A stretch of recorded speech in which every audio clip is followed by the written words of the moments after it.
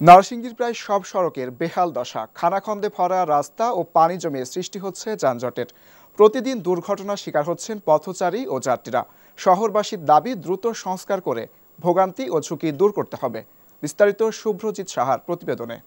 Bundle থাকলে প্রতি সেনমানিতে টাকা বাঁচবে। বিকাশ সেনমানি বান্ডেল কিনে জিতুন প্রতি লেনদেনে।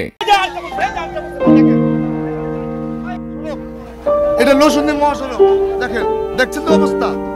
নরসিংদীর পৌর শহরের প্রায় সব সড়কের বেহাল দশা।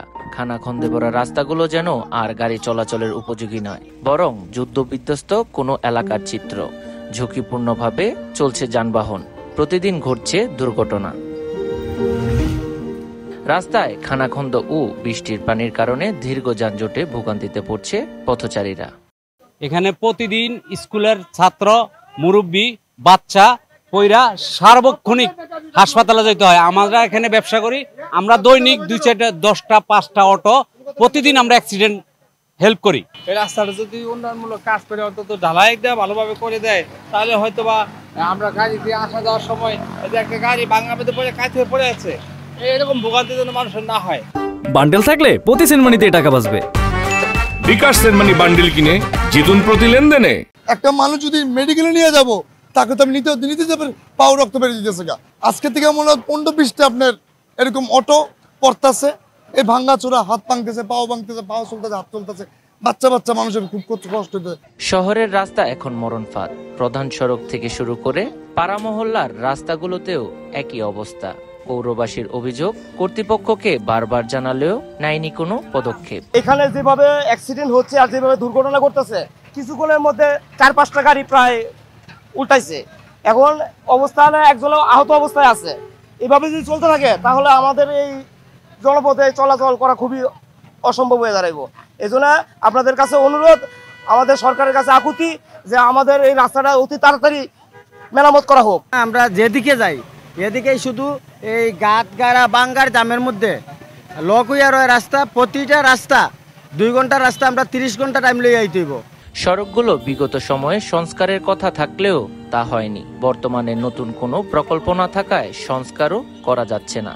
নতুন প্রকল্পের অনুরোধ জানানো হবে, এমনটাই বলছে পৌর প্রশাসক।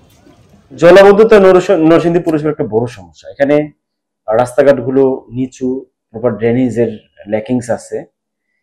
এজন্য আমাদের যেহেতু বর্ষার মৌসুম, এজন্য জলাবদ্ধতা প্রতিদিনই ফেস করতে হচ্ছে এবং রাস্তাঘাটগুলো ভেঙে গেছে অনেক জায়গায়। তো রাস্তা মেরামতের কাজটা চলমান আছে। আমরা ইতিমধ্যে কিছু রাস্তা মেরামত করেছি।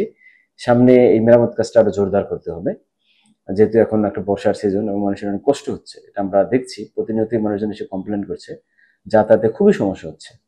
তো এটা আরো আমাদের কার্যক্রমটা জোরদার করব। ড্রেনের যে পিট, এই পিটগুলো অনেক জায়গায় বন্ধ হয়ে গেছে।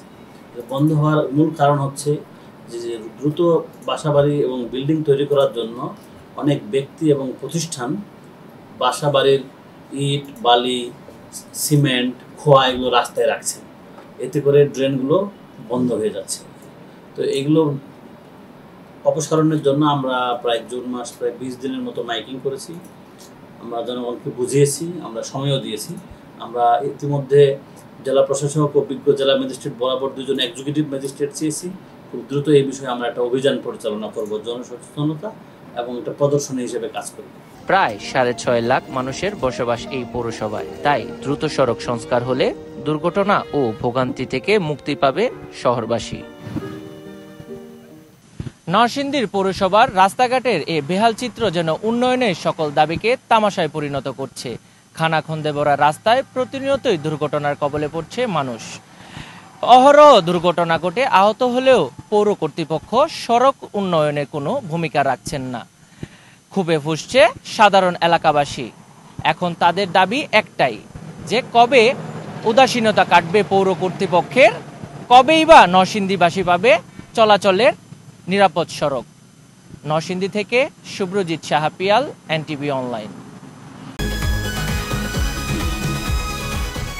ভাই বয়সটা কত ভাই? এই বয়সে কি আপনি জাউরামি করেন নাই? ফার্স্ট টাইম করতে গিয়ে কট খেয়ে গেলাম গা ভাই। জাউরামি করার সময় মনে থাকে না তোমার যে জাউরামি করতে যেতেছি নাকি কট খেতে যেতেছি? হাই হাই ভাই, আপনি কি কি একটা কথা বলছেন ভাই, আমার জীবনের একটা বিশাল লার্নিং ভাই, এটা উপদেশ হিসেবে নিলাম ভাই, তাই চাইরা দেন আমরা জায়গা তাহলে।